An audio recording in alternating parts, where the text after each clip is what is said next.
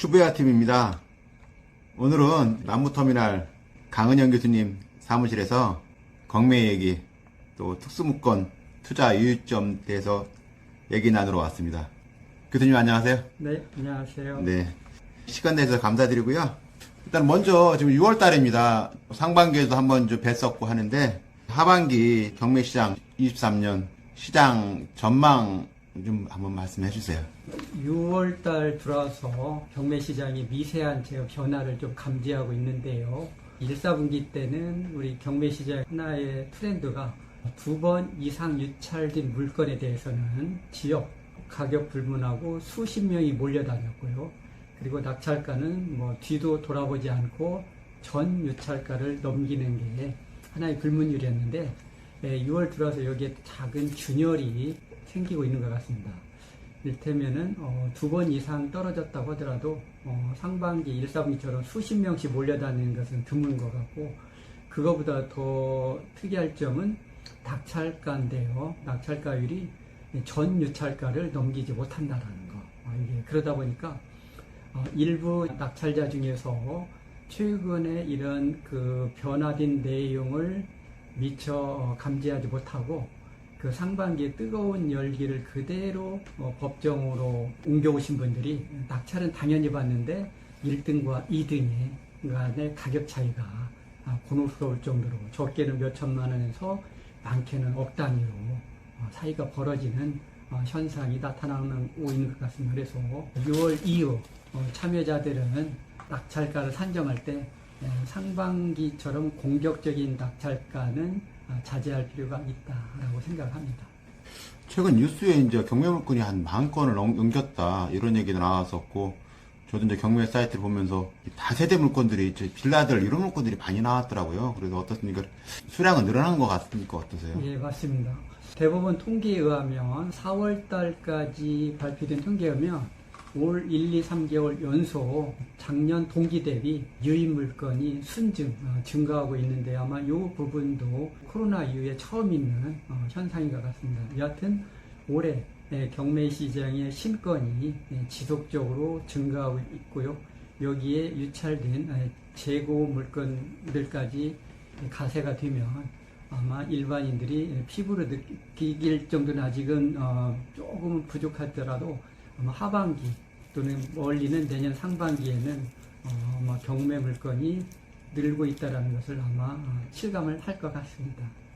작년에 교수님하고도 얘기했고, 또 올 초에도 그렇습니다만, 이제 매물이 좀 많이 나올 것 같다고 하지만, 실질적으로 경매 교육을 받았던 사람들이라든가, 이렇게 경매 하는 사람들 느끼기에는 아직은 좀 매물이 좀 괜찮은 매물이 없다는 얘기를 좀 얘기하는데, 진짜 괜찮은 매물이 없는 겁니까? 아니면 덜 나온 겁니까? 어떻습니까? 그래, 괜찮은 물건들이, 일반인 생각에 그런 물건들이 막 많이 나오는 아마 심리적인 기대에 미치지 못하지만, 제가 생각하기에는 그 중에 아주 좋은 물건들은 군데군데 사이사이에 섞여는 있는 것 같습니다. 아마 이게 지난해와 차이점이라고 하면 강남권의 꼬마 빌딩들이 여러 건이 지금 경매 대기 중이고요. 대형 물건은 이미 언론에서도 여러 차례 이미 노출이 된 바 1,000억 대의 물건들이 이미 경매 시장에 등장한 바도 있고, 수십억 대에서 200억 내외대의 물건들도 적지 않은 물건들이 지금 예정 대기 상태에서 준비 중에 있습니다.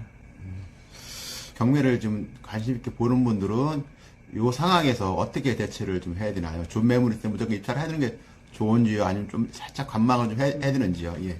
실수요자와 투자자로 구분할 필요가 있는데요.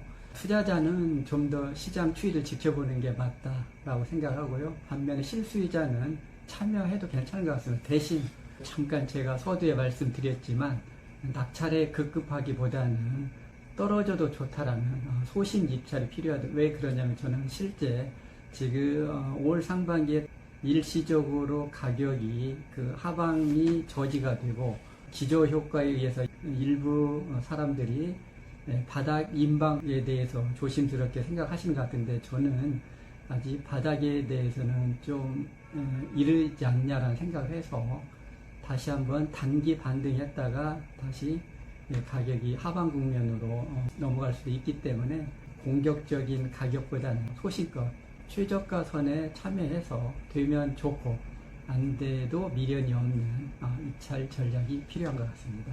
불황이다 보니까 NPL이라든 불채권, 특수물권 이런 매물들이 좀 나오기도 하고, 그래서 좀 최근에 같은 경우는 저희 사례가 그런 쪽에 투자해서 좀 낭패를 보고 있는 분도 저한테 좀 하소연을 하고 그러는데, 그 관련해서 좀 얘기 나오고 하는 분들 또 상담권이 있을 것 같은데 그 말씀을 좀 부탁드릴게요. 예. 특수물건 아마 경매하는 사람들의 영원한 로망인 것 같습니다. 굳이 입에 언급하지 않더라도 일반적인 평이한 물건에서는 수익률을 남기기가 어렵죠. 그러다 보니까 조금 경매에 관심이 있는 분들은 남들과의 변별력을 위하여 좀 남들이 입찰을 좀 주저하는 물건에 당연히 관심을 가질 수밖에 없는데요. 특수물건은 이론의 여지 없이 시세보다 일반 연우물건에 비해서 낙찰가가 낮습니다. 낙찰가가 낮은 만큼 여기에 또 조건도 달려있죠. 낙찰가가 낮은 이유는 반드시 여기에 가시가 담겨 있기 때문에 내가 이 가시를 충분히 발라낼 수 있는, 해독을 할 수 있는 능력을 보유를 해야 되는데, 그렇지 않고 덜컥 단지 수익을 보고 덤비는 건 위험할 수 있다. 또 하나, 지금 이중으로 아마 특수물건에 손을 댔다가 어려워하시는 분들의 공통점이, 그래도 특수물건은 그 물건의 법리를 푸는데 몇 년 동안 그 기간의 고통은 감수할 수 있는데, 문제는 그 몇 년 후에 재판에서 이겼다고 하더라도 가격이 낙찰 당시 가격보다 떨어지고 있다는 게 아마 참을 수 없는 고통으로 다가오는 것 같습니다. 그래서 지금처럼 부동산 시장 하반기에서는 특수물건에 대해서는 조금 더 낙찰가를 낮출 필요가 있다. 즉 보수적으로 접근해야 되지. 왜 그러냐면 일반 연우 물건과 달리 특수물건의 투자의 회임기간은 6개월 이내 1년이 아닐 수가 있다는 거죠. 적어도 해가 넘어갈 수 있기 때문에 내년, 내후년에 대한 부동산 전망과 맞물려야 된다. 만약에 내년, 내후년의 부동산 전망이 우상향인다라면 정말 우연하게 신의 한 수를 둘 수가 있고요. 지금 현재 특수물건 참여하신 분들이 낭패를 본 것은 그분들이 낙찰 시점이 전고점이었다는 거죠. 2021년 이전에 가장 비싼 시점에 낙찰을 받았는데 낙찰받고 모든 재판에서 승소를 했더라도 지금 시장에 내놓으려 했더니 거래도 되지 않고 설령 어렵사리 거래가 되더라도 원하는 가격을 받을 수 없는 부분이 아마 이중으로 고통스럽게 하는 것 같습니다. 특수물건 참여자들은 꼭 이런 부분들을 염두에 두시고요. 그리고 나홀로 참여한 것은 모든 고통을 혼자 감수하면 되지만 여러분이 같이 이제 공동 투자하는 경우는 이런 위험을 경감시키는 부분은 좋은 점이 있지만 때로는 어려운 상황에 직면했을 때는 참여자들 간의 생각의 폭과 깊이가 다를 수가 있거든요.